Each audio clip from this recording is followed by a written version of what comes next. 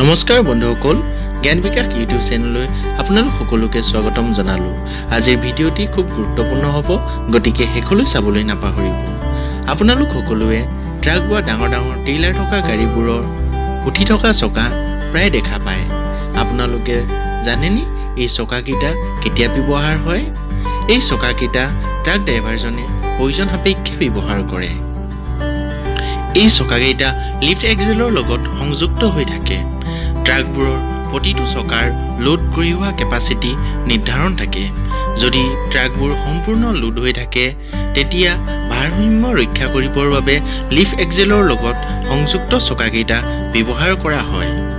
আনহাতে যেতিয়া ট্ৰাকবোৰ খালী থাকে তেতিয়া চকাকেইটা উঠাই ৰখা হয়, কাৰণ প্ৰতিটো এক্সেলৰ লগত সংযুক্ত চকা ঘূৰিবলৈ শক্তিৰ প্ৰয়োজন আৰু বেছি শক্তি পাবলৈ বেছিকৈ ইন্ধনৰ খৰচ হয়।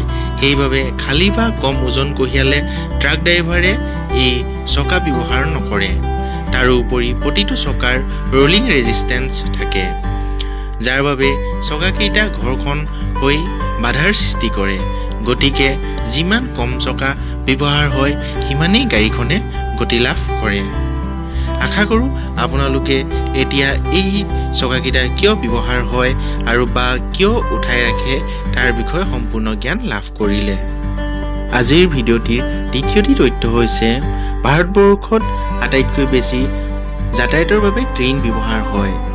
আপোনালোকে ট্ৰেইনৰ শেষৰ ডবাত ডাঙৰকৈ হালধীয়া ৰঙৰ এক্স আখৰ কিয় লিখা থাকে জানেনে?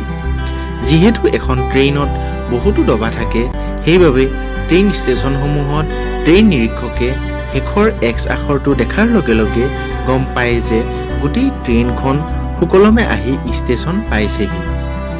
ইয়াৰ উপৰিও ৰাতিৰ নিৰীক্ষণৰ বাবে ট্ৰেইনবোৰত ইলেক্ট্ৰিক লেম্প ব্যৱহাৰ কৰা হয়।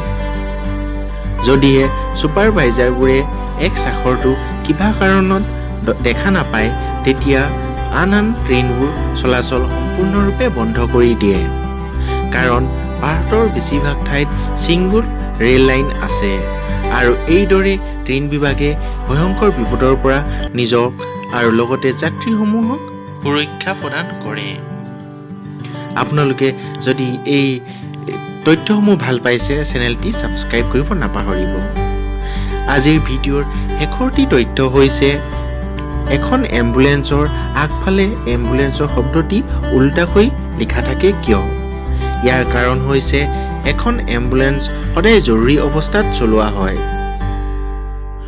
সেইবাবে এম্বুলেন্স এখন ৰাস্তাত গ'লে আগৰ গাড়ীবোৰে ছাইড মিৰৰ বা ৰিয়াৰ ভিউ মিৰৰত এম্বুলেন্সৰ শব্দটো চিধাকৈ দেখা পায়, ফলত ছাইড দিয়াত পলম নহয় আৰু ৰোগী সময়মতে হস্পিটেলত পায়গৈ। আপোনালোকে আজিৰ ভিডিঅ'টি কেনে পালে কমেণ্টৰ সৈতে নিশ্চয়কৈ জনাব। ধন্যবাদ।